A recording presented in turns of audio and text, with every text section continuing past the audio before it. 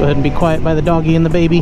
There we go. That's safe. If you're a rider and you know your bike is loud, sometimes the pups don't like it, and the kiddos, some of them don't like it. So I figure if she was small enough to be carried by mom, maybe she didn't want to get spooked. So anyway, here I am talking more in your ear. Yeah, like I said, I was realizing that I was running a little bit low on some of my content, so I wanted to go out for a very short ride, very under-geared. Well, guess the ground's not clean anymore. I am in some top-notch riding gear. You can see there's a bare leg there.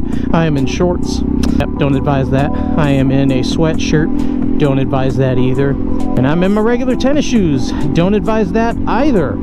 So maybe we'll just call this episode "What Not to Wear While You Ride." That's a good one. I will lead by example by doing everything that I tell you not to do. Nope, normally